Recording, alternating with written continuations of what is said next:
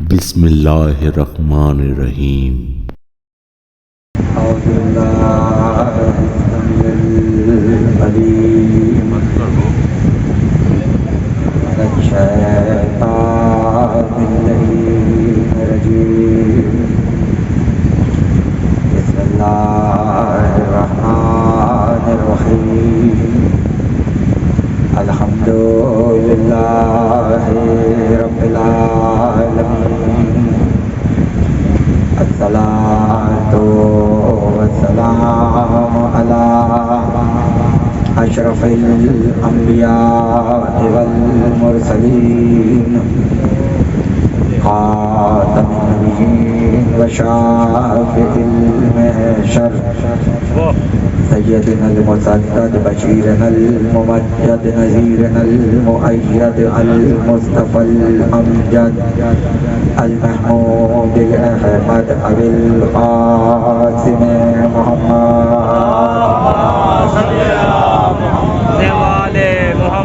وآل بیتہ الطیبین الطاہرین المعصومین المظلومین، الذین اذهب اللہ عنہم الرجس وطہرہم تطہیرا۔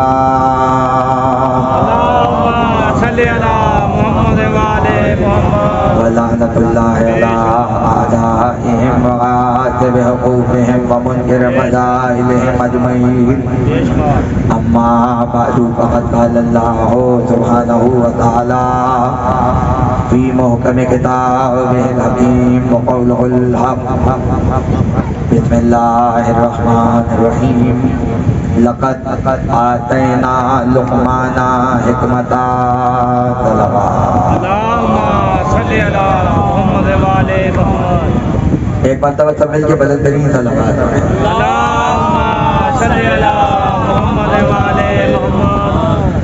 انتہائی ممنون اور متشکر ہوں بانی مجلس کا کہ جنہوں نے بہت محبت کے الفاظ سے یاد فرمایا، اور ان کی محبت نے مجبور کیا کہ ظاہر ہے کہ آج 8 محرم ہے اور انتہائی مصروفیت کا دن 8 محرم کا ہوتا ہے، لیکن کچھ چہرے ہوتے ہیں کہ جن پر مومن کا حق ہوتا ہے، اور وہاں صرف محبت نہیں دیکھی جاتی بلکہ عقیدہ بھی دیکھا جاتا ہے۔ میں اکثر ایک جملہ کہتا ہوں کہ قبر میں پروردگار فروع دین نہیں پوچھے گا، اصول دین پوچھے گا۔ قبر میں عقیدے کا سوال ہوگا، پروردگار یہ نہیں پوچھے گا کتنی نمازیں لائے ہو، کتنے روزے لائے ہو، کتنے حج آئے ہیں۔ قبر میں پوچھا جائے گا امام کون ہے، قبر میں پوچھا جائے گا رسول کون ہے، قبر میں پوچھا جائے گا کتاب کیا ہے۔ تو پھر میرا جملہ ضائع نہ کرنا، نمازیں پڑھو بچا کے رکھو، مگر نمازوں سے پہلے عقیدے کو بچا لو۔ عقیدہ گیا تو نمازیں بھی بیکار ہیں۔ عقیدہ چلا گیا تو پھر نمازیں بھی پہلے جیسا رکھیے جیسے آپ نے پہلے رکھا۔ مگر ہمارے یہاں مسئلہ یہ ہے کہ عقیدے کا بچانا ضروری ہے، عقیدے کا تحفظ بہت ضروری ہے، اور ہمارے یہاں 2 چیزیں ہیں، ایک ہے عقیدے کا تحفظ، ایک ہے عقیدے کا اظہار۔ اگر اظہار ہی نہیں کرنا تو پھر بچا کے رکھنے کی ضرورت کیا ہے۔ اگر دنیا کا اصول ہے جتنی قیمتی چیز ہو اس کی حفاظت اتنی مضبوطی سے ہوتی ہے۔ سونے اور چاندی کے زیورات شیشے کے فریم میں تو نہیں ہوں گے، لوہے کے لاکر میں ہوں گے، اس لیے کہ قیمتی چیز ہے۔ تو جتنی قیمتی شے ہو اس کی حفاظت اتنی قیمتی شے سے کی جاتی ہے۔ قیمتی شے کی حفاظت کمزور شے سے نہیں ہوتی، برابر کی یا تو اس سے زیادہ مضبوط ہو یا برابر کی مضبوط ہو۔ ارے جس عقیدے میں علی کی ولایت ہو اس عقیدے کو بچانے کا طریقہ کیا ہے، اس عقیدے کا تحفظ کا طریقہ کیا ہے۔ اس لیے کہتا ہوں 1400 سال سے ولایت کے عقیدے کو حسین کی عزاداری سے بچایا ہے۔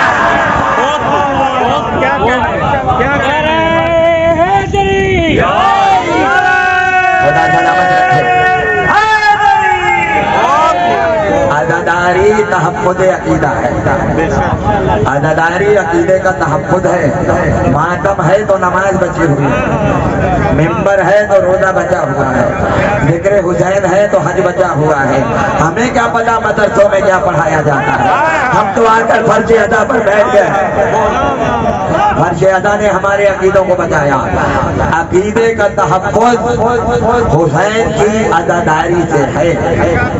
अब अगला जुमला, इजहार कैसे होगा, इजहार कैसे होगा, इजहार अकीदा कैसे होगा। एक मकान बनाइए और पूछिए क्या है, लोग कहेंगे घर है, लेकिन अगर उसी मकान पर गुंबद और मीनार बन जाए, लोग कहेंगे मस्जिद है। गुंबद और मीनार हटाकर अगर क्रॉस बना दें, लोग कहेंगे चर्च है। बोर्ड लगाने की जरूरत नहीं है, अलामत खुद बताएगी इमारत में क्या हो रहा है। गुंबद और मीनार खुद बताएंगे अलामत में क्या है। भाई तवज्जो, अगर चर्च है तो क्रॉस की अलामत बताएगी अंदर क्या हो रहा है। हमने सिर्फ मस्जिदें नहीं बनाई, अकीदे का इजहार किया और अकीदे के इजहार के लिए अब 5 आलम मस्जिद में लगा दिया। एक आलम बता रहा है अकीदा क्या है।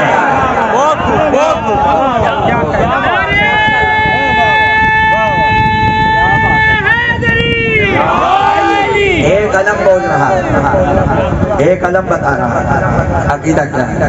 अब जाहिर है मौजू की फरमाइश है और सरकारी वफा के फजाइल का बयान करना है। मैं क्या, मेरी हैसियत क्या, इमामत हो तो फजाइल अब्बास शुरू हो, कुरान हो तो अब्बास के फजाइल का हक अदा हो।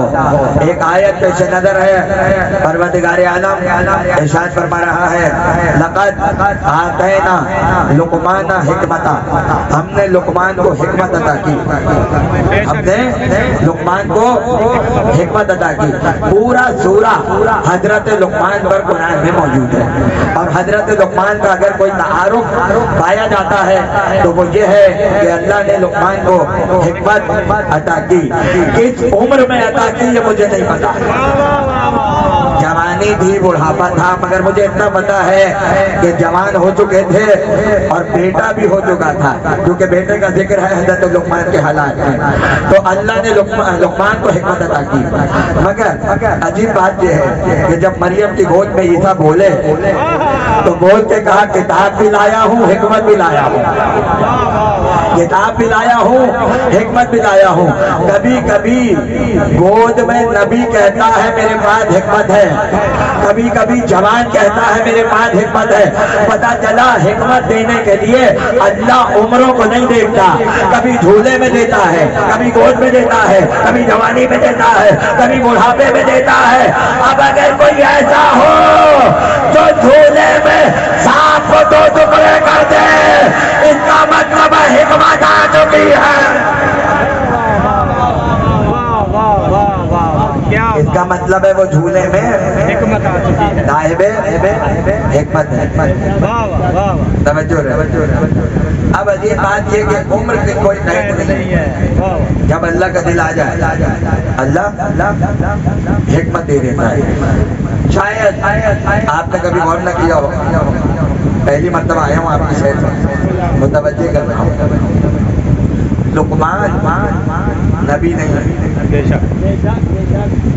रसूल नहीं है, लेकिन हिकमत की वजह से ऐसा लग रहा है किसी नबी का जिक्र हो रहा है। असहाबे कहा गार में सोने वाले नबी नहीं है, रसूल नहीं है, मगर कानों में आयात लाजवाब, अल्लाह की अजीब आयतों में से। तो परवरदिगार ने पूरा सूरा उनके नाम पर कुरान में रखा। अब ये आप और हम मिलकर तय कर लेते हैं कि नबी होना बड़ी बात है या नबी न होकर नबी लगना बड़ी बात है। नबी نبی ہونا بڑی بات ہے یا نبی نہ ہو کر نبی لگنا بڑی بات ہے. حضرت لقمان نبی نہیں ہے، پروٹوکول نبیوں والا ہے. بہت اہم جملہ کہوں گا، توجہ کیجیے گا. نبی نہیں ہے، حکمت کی وجہ سے پروٹوکول نبوت والا ہے. رسول نہیں ہے، حکمت کی وجہ سے پروٹوکول نبوت والا ہے. ابو طالب نہ نبی ہے نہ رسول ہے، دیکھ کے ایسا لگتا ہے نبی کا ذکر ہو رہا. کیا بات، کیا بہت.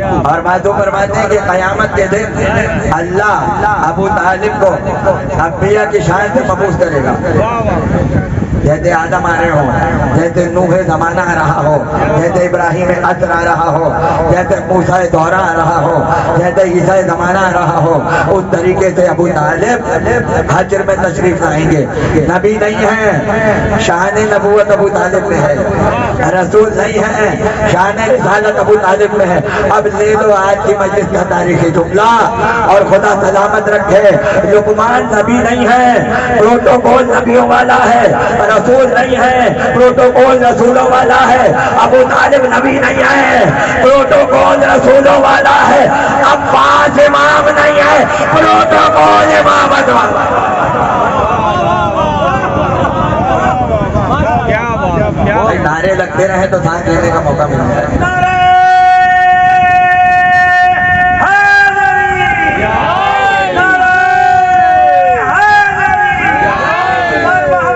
خدا سلامت رکھے.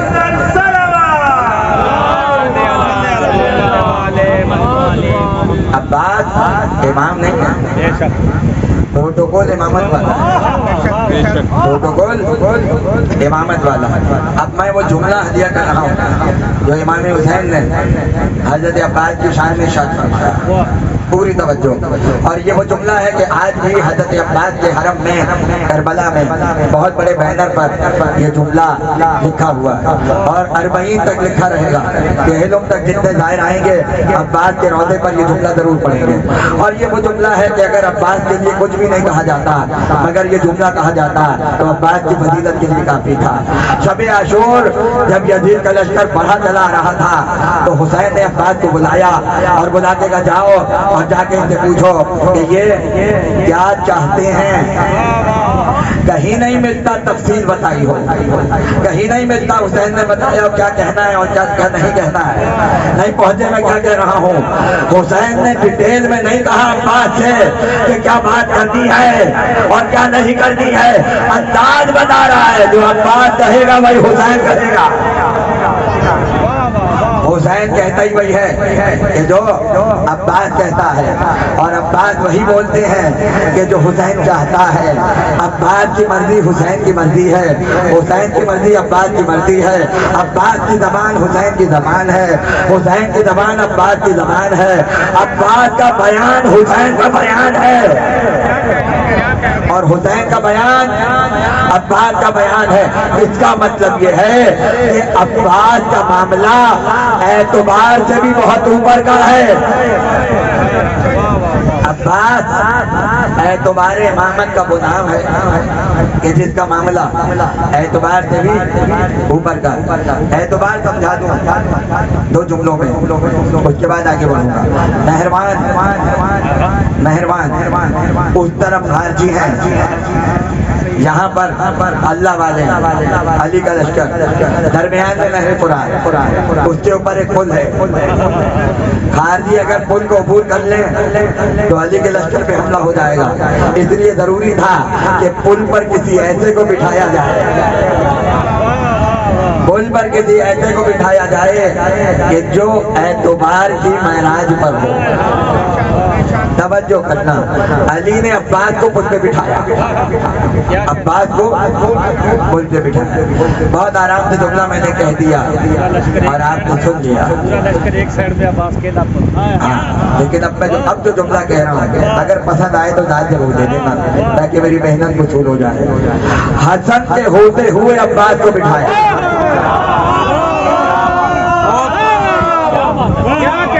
حسین کے ہوتے ہوئے عباس کو بٹھا رہے ہیں اور عباس پل پر بیٹھے.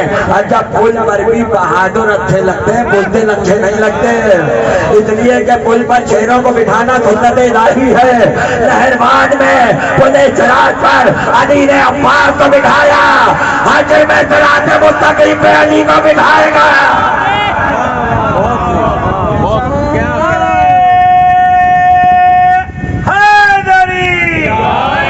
حشر میں پل صراط پر علی کو بٹھائے گا. اب پل پر عباس ہے, ادھر خارجی ہیں, یہاں علی کا لشکر, خیمے میں ہے علی. ظہر کی نماز کا وقت آیا. راوی کہتا ہے علی نماز شروع کرنے والے تھے, علی کے ہاتھ تکبیر کہنے کے لیے اٹھ چکے تھے, یہاں تک کہ کسی نے آ کے کہا یا علی خارجیوں نے حملہ کر دیا. خارجی ادھر سے ادھر آ گئے. علی خاموش, علی خاموش. اس نے کہا یا علی آپ غور نہیں فرما رہے, خارجیوں نے حملہ کر دیا اور آپ کو نماز کی پڑی ہوئی ہے. علی خاموش. جب اس نے تیسری مرتبہ کہا یا علی آپ نے غور نہیں کیا, خارجیوں کا لشکر آ گیا. علی پلٹے اور پلٹ کے علی نے ایک جملہ کہا, تمہیں نہیں پتا میں نے پل پہ عباس کو بٹھایا.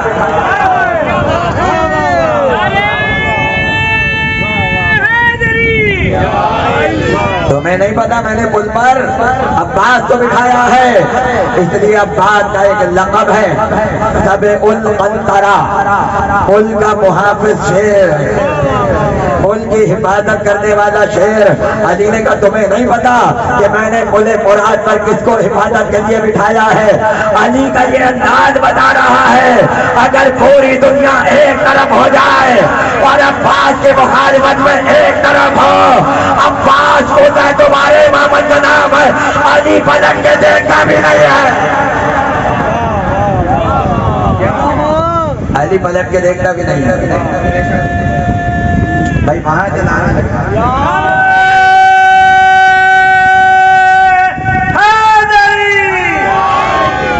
خدا سلامت رکھے.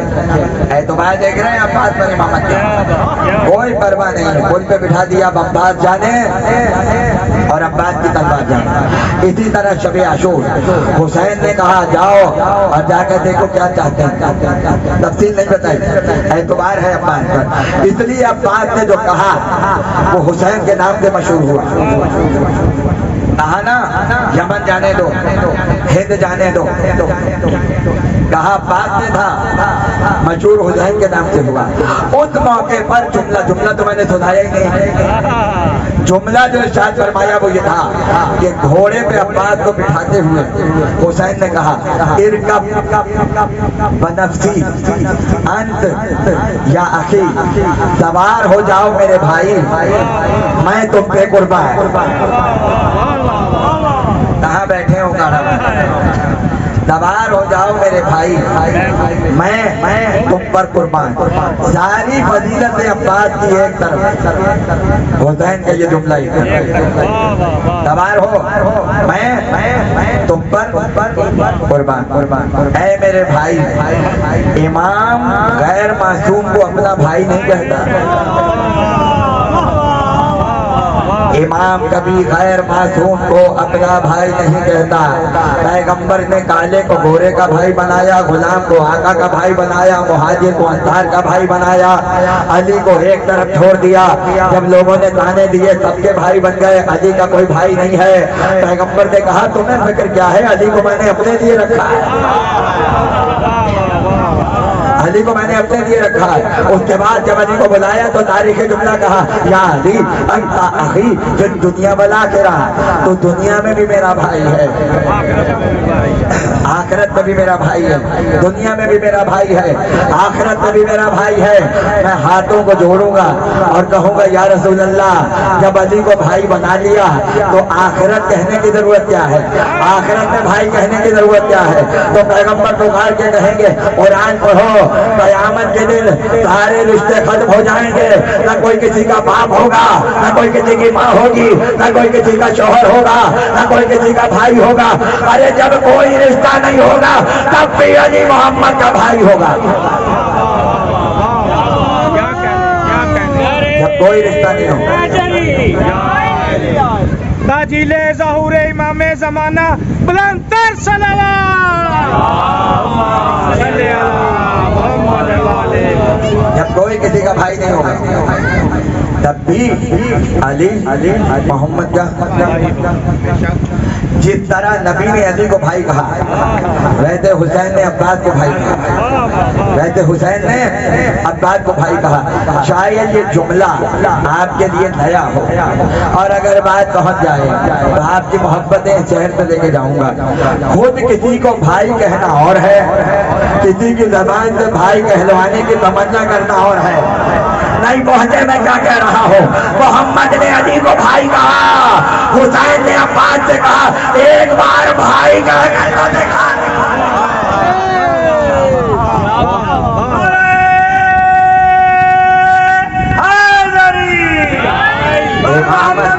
मोहम्मद बुलंद सलावत सल्ले अला मुहम्मद वाले बदन करी सलावत अल्लाह सल्ले अला मुहम्मद वाले। हुसैन ने कहा भाई कह दो। इमामत चाहती है कि ज़बाने अब्बास से अपने आप को भाई कहलवा कर दिखाए। तो जुमला था भाई सवार हो जाओ बेनफ्सी मैं तुम पर कुर्बान, जिस पर हुसैन कुर्बान हो रहा हो तो हम गुलाम क्यों ना कुर्बान हो जाएं, हम गुलाम क्यों ना कुर्बान हो जाएं। तवज्जो हवाला दे रहा हूँ इंतहाई अहम, और इन हवालों को याद रखिएगा, याद रखिएगा। अरब में बहुत से जुमले हैं जो कहे जाते हैं बे अभी अंता मेरे माँ बाप आप पर कुर्बान, मेरे माँ बाप आप पर कुर्बान। कभी कभी कहा जाता है कि रूह ही लगन फिदा, मेरी रूह आप पर कुर्बान। ए हुसैन मेरी रूह आप पर कुर्बान। इमाम का दिया हुआ जुमला है कि जब हुसैन को याद करो तो कहो रूह ही लगन फिदा, मेरी रूह आप पर कुर्बान। जिस्म की बात नहीं हो रही है, इसलिए कि जिस्म को फना हो जाती है, रूह को बका होती है। हुसैन पे वो कुर्बान करो जो बाकी रहे, और अगर फना भी हो जाए तो हुसैन फना को भी बका से बदल दे। अब किताब का नाम सुन लीजिए, किताबुल अवाइल। अवाइल अव्वल की जमात, अव्वल की जमात। और इस किताब में जो पहला पहला काम हुआ इस्लाम में उसकी लिस्ट है। पहला सूरा कौन सा है, पहले तलवार किसने चलाई, पहले कलमा किसने पढ़ा, ये सारी चीजें उस किताब में। पहले पहले जुमले, पहला कारी कौन है, पहला मुहद्दिस कौन है, पहला रावी कौन है, ये सारी चीजें उस किताब में। और इस्लाम के कई किताबें, किताबुल अवाइल के नाम से शियों ने भी लिखा है, सुन्नियों ने भी लिखा है, मगर मैं जिसका हवाला दे रहा हूँ अहले सुन्नत की किताब है। उसमें वो ये लिखते हैं कि अरबी का एक जुमला है जो इल्तो फिदा, मैं तुम पर कुर्बान, जो इल्तो फिदा मैं तुम पर कुर्बान। अहले सुन्नत के आलिम लिखते हैं कि ये जुमला तारीख इस्लाम में सबसे पहले अली ने मोहम्मद के लिए कहा। सबसे पहले अली ने कहा या रसूल अल्लाह मैं आप पर कुर्बान। कोई और होता तो वो भी कुर्बानी देने आ जाता, मगर बताया कुर्बानी हो तो ऐसी कि शान रिसालत नजर आए, रसूल पर अली जैसा निसार हो, ये शान रिसालत है। इसलिए कि फजूल और गैर जरूरी चीजें रसूल में सदके नहीं होती, प्रोटोकॉल है। या रसूल अल्लाह मैं आप पर कुर्बान। सबसे पहले अली ने कहा या रसूल अल्लाह मेरी जान आप पर कुर्बान। अब इस जुमले को कहाँ ले जाऊं। हुसैन घुटने और चलते हुए पैगंबर की गोद में आकर बैठे, पैगंबर ने पेशानी को चूमा और चूम कर कहा बेनफ्सी हुसैन मैं तुझ पर कुर्बान, हुसैन मैं तुझ पर कुर्बान। जुमला जाया न कीजिएगा, अली मोहम्मद पर कुर्बान, मोहम्मद हुसैन पर कुर्बान। हुसैन ने कहा मैं अब्बास में कुर्बान।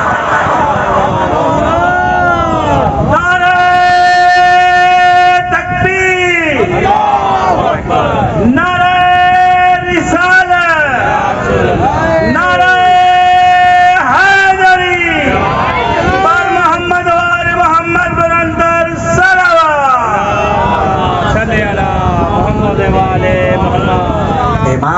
نبوت پہ قربان ہو رہی ہے؟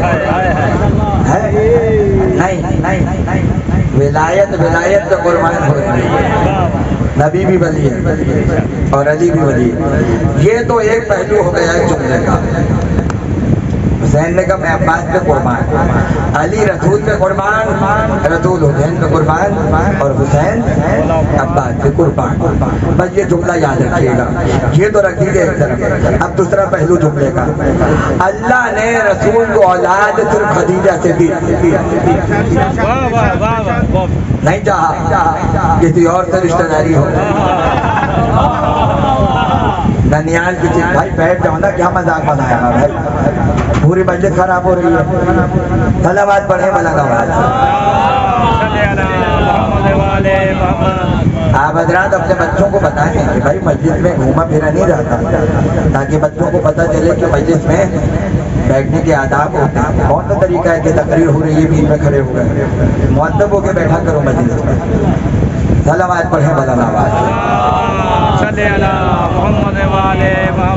اولاد ہوئی تو صرف خدیجہ سے ہوئی۔ اچھا سب کو بچپن میں اٹھا لیا، رسول کے سارے بیٹے بچپن میں وفات پا گئے، اور ماں باپ کی بھی جلدی وفات ہو گئی۔ اللہ نے نہیں چاہا کہ پیغمبر زیادہ عرصے ماں باپ کے ساتھ رہے، چاہے رسول کے بچے جوان ہوں، بچپن میں اٹھا لیا۔ وجہ پتہ ہے؟ وجہ کیا؟ وجہ یہ کہ ماں باپ کی اطاعت ہے واجب۔ اللہ چاہتا تھا سب محمد کی اطاعت کریں، محمد کسی کی اطاعت کریں۔ سارے اس کے آگے جھک چکا ہے، یہ کسی کے آگے جھک نہ دوں۔ ماں باپ کو بلا سلامت رہیں۔ اب آگے بچے، تو یہ بھی جوان ہوتے، یہ بھی بدر میں آتے، یہ بھی خیبر میں آتے، ان کے لیے بھی کوئی ذوالفقار اترتی، یہ بھی فتح مکہ میں رسول کے کاندھوں پر ہوتے۔ کیا ان کا حق نہیں ہے کہ حالت نماز میں رسول کے کاندھے پر آ جائیں؟ پہلے ہی اللہ نے بچپن میں اٹھا لیا۔ آواز قدرت آئے گی، ہماری مصلحت کو سمجھو۔ ارے اگر یہ جوان ہو جاتے اور یہ وفات رسول کے وقت موجود ہوتے تو پیغمبر کی وراثت میں رسول کے بچوں کا بھی حق ہوتا۔ خدا چاہتا تھا وراثت محمد میں فاطمہ کے علاوہ کوئی شریک نہ ہو۔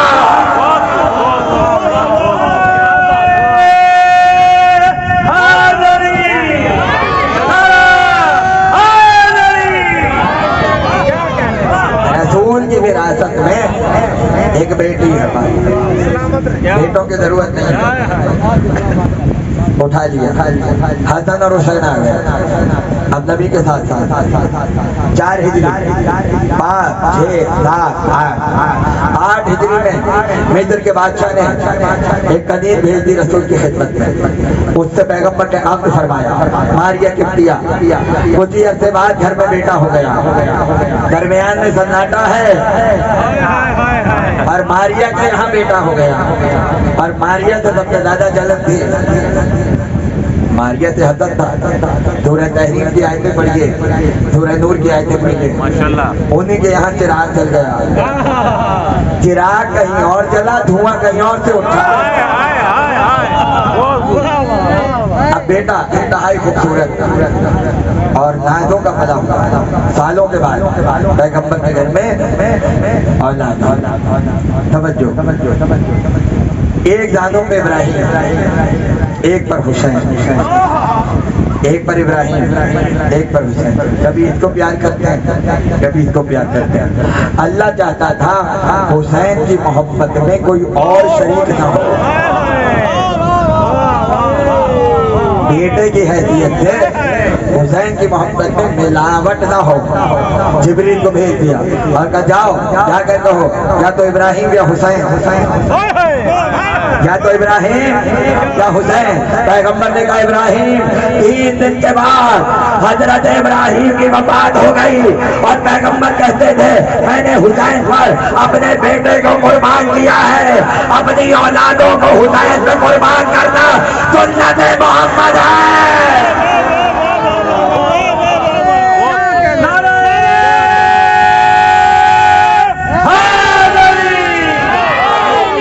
چاہے وہ زنجیر کے ماتم کی شکل میں ہو، قربانی ہو رہی ہے نا، تو حسین پر اپنے بچوں کو نثار کرنا سنت پیغمبر ہے۔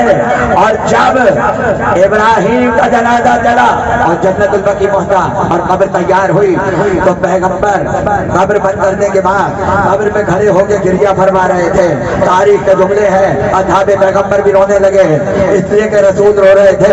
اس بیٹے کے رونے پہ تو کوئی فتویٰ نہیں لگا، اس بیٹے پر رونے پر کوئی فتویٰ نہیں لگا۔ لوگوں نے دیکھا نبی رو رہے ہیں، خود بھی رونا شروع ہو گیا، خود بھی رونا شروع ہو گیا۔ اب کیا ہوا؟ ایک جملہ کہا، تاریخی جملہ، کہنے لگے اگر یہ زندہ رہتا اور نبوت چلتی تو یہ صاحب شریعت نبی ہوتا۔ ابراہیم نبی کا بیٹا صاحب شریعت نبی ہوتا۔ یہ جملہ تاریخ میں صرف تین کے لیے ہے، یا تو حضرت حمزہ کے لیے ہے کہ اگر نبوت ہوتی میرے بعد تو میرے چچا نبی ہوتے، یا علی کے لیے ہے کہ اگر میرے بعد نبوت چلتی تو علی نبی ہوتے، یا ابراہیم کے لیے ہے، یا تو چچا کے لیے ہے، یا بھائی کے لیے ہے، یا بیٹے کے لیے ہے۔ ان سب چیزوں کو سسرال میں بھیجنے کی ضرورت ہے۔ نبوت کو گھر میں رہنے دو،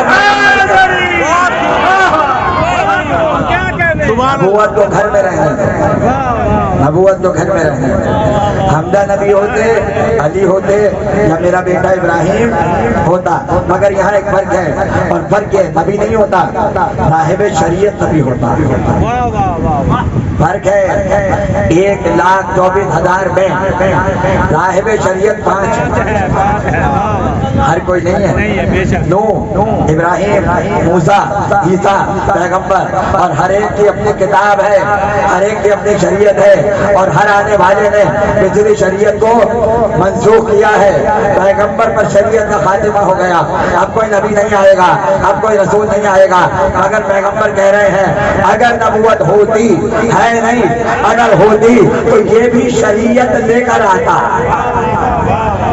میں ہاتھوں کو جوڑوں گا اور کہوں گا یا رسول اللہ بیٹے کو دفن کیا ہے، اور آپ یہ جملہ کیسا ارشاد فرما رہے ہیں؟ کیوں کہہ رہے ہیں اگر زندہ رہتا تو صاحب شریعت ہوتا؟ پیغمبر کہیں گے تاکہ دنیا کو بتا دوں حسین پر کیسے کو قربان کیا ہے، حسین پر کیسے کو قربان کیا۔ اگر زندہ رہتا تو صاحب شریعت ہوتا۔ صاحبان فہم کا مجمع ہے، مجھے کوئی مطلب بتا دے اس جملے کا مطلب کیا ہے؟ اس کا مطلب یہ ہے شریعت آتی، کتاب آتی، پھر کوئی قبلہ ہوتا، نہیں سمجھ رہے، پھر کوئی نماز ہوتی، پھر کوئی اصول دین ہوتے، پھر کوئی فروع دین ہوتے۔ پیغمبر نے بتایا اگر زندہ رہتا تو ایسا ہوتا، اور ایسے کو میں نے حسین پر قربان کر دیا ہے۔ اب یہ مت سمجھنا صرف بیٹا قربان ہوا ہے، شریعت قربان ہے، قرآن حسین پہ قربان ہے، کعبہ حسین پہ قربان ہے۔ حسین کا مقابلہ شریعت سے نہ کرو، شریعت قربان ہوتی ہے حسین پر۔ تو میراج کے مہینے کا جملہ لے لو، حسین پہ شریعت قربان، حسین پہ کعبہ قربان، حسین پہ قرآن قربان، اور ایسا حسین کا ہے میں عباس پہ قربان۔ حسین کہے میں عباس پر قربان، میں عباس پر قربان۔ دنیا سمجھے کہاں عباس کو، دنیا عباس کی سمجھے کہاں؟ خدا نے آپ کو عباس کے غلاموں میں رہنا پسند کیا، پسند کیا۔ گفتگو تو ختم ہو گئی، بس میں 2 جملوں میں اپنے بیان کو ختم کر رہا ہوں۔ آج سے 200 سال پہلے نجف اشرف میں علماء میں بحث ہوئی اور انہوں نے طے کیا عباس عالم نہیں ہے، بابا ہے، علمدار ہے، سب کچھ ہے، عالم نہیں ہے۔ اس لیے کہتا ہوں جب ہم ظرفوں کے پاس آ جائے تو یہی ہوتا ہے۔ آل محمد سے علم لیا اور انہیں کے فضائل کم کرنے کے لیے استعمال کر رہے ہو، علم زہر بن جاتا ہے اور اس کا استعمال کرنے والے ابو جہل ہو جاتے ہیں۔ جس عالم نے پورا زور لگا دیا کہ عباس عالم نہیں تھے، اگلے دن فجر کی نماز کے بعد عباس کی دھری پر روتا ہوا پایا گیا۔ لوگوں نے کہا تو کچھ اور کہتا تھا، آج سے پڑھ کے رو رہا ہے۔ تو کہتا ہے عباس نے میری ہدایت کر دی، عباس نے میری ہدایت کر دی۔ لوگوں نے کہا کیا ہوا؟ کہ جب تم لوگ رات کو اٹھ کر گئے اور میں بستر پر سویا تو میں نے خواب میں عباس کو دیکھا، اور عباس نے آ کر کہا بڑا غرور کر رہے ہو اپنے علم پر، قرآن کس سے پڑھا ہے؟ کہ فلاں عالم سے، حدیث کس سے پڑھی ہے؟ کہ فلاں عالم سے، روایت کس سے پڑھی ہے؟ کہ فلاں سے، تاریخ کس سے پڑھی ہے؟ کہ فلاں سے، درایت کس سے پڑھی ہے؟ کہ فلاں سے، رجال کس سے پڑھا ہے؟ کہ فلاں سے۔ اب بات ہے کہ ایتوں سے پڑھ کر اپنے علم پہ غرور کر رہے ہو، میں نے قرآن حدیث سے پڑھا ہے، حدیث حسن سے پڑھی ہے، آدم زینب سے سیکھا ہے، جو معصوموں کا شاگرد ہو اسے عباس علمدار کہتے ہیں۔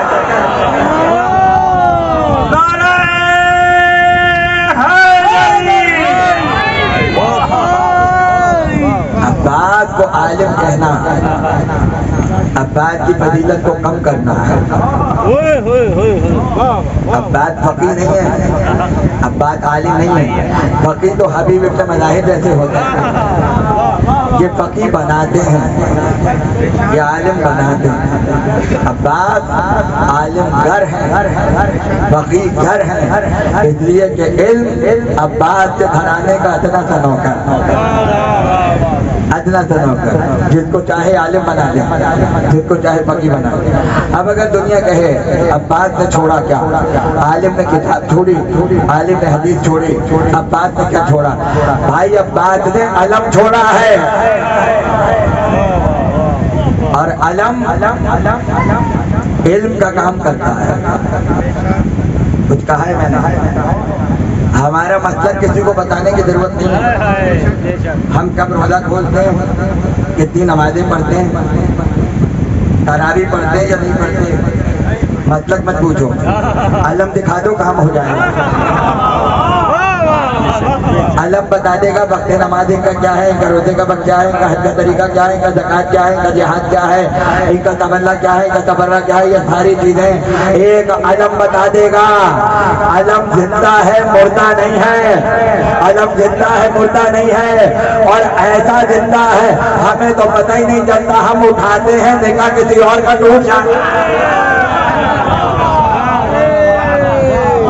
سنی بھائیوں کی بات نہیں کر رہا، وہ تو علم اٹھاتے ہیں، وہ تو آتے ہیں، وہ تو ماتم کرتے ہیں، وہ تو زنجیر بھی مارتے ہیں، وہ تو خون کا پرزہ بھی کرتے ہیں۔ جن کا ٹوٹتا ہے میں ان کی بات کر رہا ہوں، جن کا ٹوٹتا ہے۔ اس لیے اس علم کو زندہ سمجھو، یہ گواہ ہے، یہ گواہی دے رہا ہے، اس کی نظریں ایک ایک سامنے پر ہیں، اور اگر دلیل چاہیے تو دلیل سن لو۔ مسجد میں پہنچے، بزرگوں نے کہا بیٹا کل تم نے یہاں نماز پڑھی تھی، آج یہاں پڑھنا، جگہ بدل بدل کے پڑھو، نماز کے لیے حکم ہے ایک جگہ مخصوص نہ کرو، بدل بدل کے پڑھو۔ کیوں؟ تاکہ وہ جگہ حشر میں گواہی دے، وہ جگہ حشر میں گواہی دے کہ اس نے یہاں بیٹھ کر اللہ کا نام لیا ہے، اس نے یہاں بیٹھ کر خدا کی عبادت کی ہے۔ آیت پڑھ رہا ہوں سورہ یاسین کی، اور آیت کو یاد رکھنا، اليوم نختم علی افواہہم وتکلمنا ایدیہم، قیامت کے دن منہ پہ تالے پڑے ہوں گے، ہاتھ بتائے گا میں نے کیا کیا، ہاتھ بولے گا، ہاتھ بولے گا تو ہم تو کچھ ندیم ہیں، یہی ہاتھ بولے گا اسی سے تو ماتم کیا ہے، یہی بولے گا اسی سے تو تبرک کھایا ہے، یہی بولے گا اسی سے تو علم اٹھایا ہے، یہی بولے گا اسی سے تو تعزیے کو چوما ہے۔ ہمارے ہاتھ خاموش نہیں رہیں گے، حسین کے عزادار ہو جائیں گے۔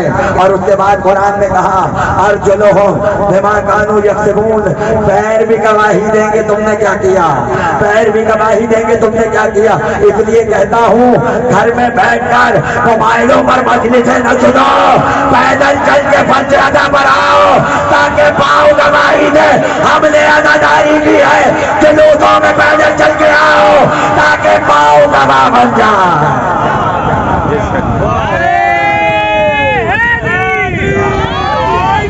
پاؤں گواہ بن جائے۔ اس لیے کربلا پیدل جاتے ہیں تاکہ پاؤں گواہی دیں ہم حسین کے روضے پر گئے تھے، ہم حسین کے روضے پر گئے تھے۔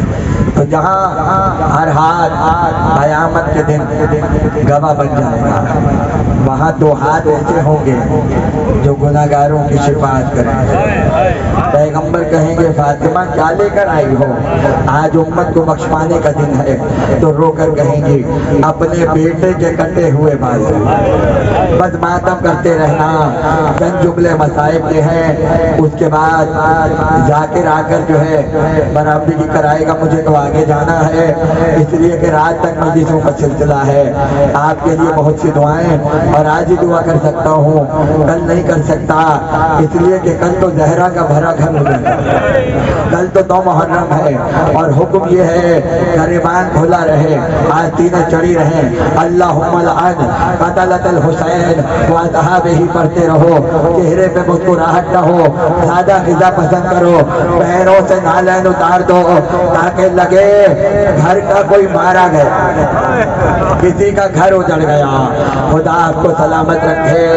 عزاداروں، جب 28 رجب کو قافلہ چل رہا تھا اور حسین مدینے سے کچھ دور چلے، ایک کنیز دوڑتی ہوئی آئی اور آ کر کہا عباس رک جاؤ، عباس رک جاؤ۔ عباس نے کہا کیا ہوا؟ کہا ماں ام البنین بلا رہی ہے، ماں ام البنین بلا رہی ہے۔ عباس چلے، اپنے گھر میں پہنچے، دیکھا ماں گھر میں نہیں ہے، پوچھنے میں پتہ چلا قبر نبی پر گئی ہیں، قبر رسول پر گئی ہیں۔ ام البنین نے عباس کو آتے ہوئے دیکھا اور رو کر کہا آؤ میرے عباس، آؤ آؤ میرے عباس آؤ۔ عباس کو سامنے بٹھایا، سر سے چادر کو ہٹایا، عباس کا ہاتھ اپنے سر پہ رکھا، دوسرا ہاتھ قبر نبی پر رکھا اور رو کر کہا عباس بتاؤ تمہارا ایک ہاتھ کہاں ہے؟ کہا قبر نبی پر۔ کا دوسرا ہاتھ کہاں ہے؟ کہا قبر رسول پر۔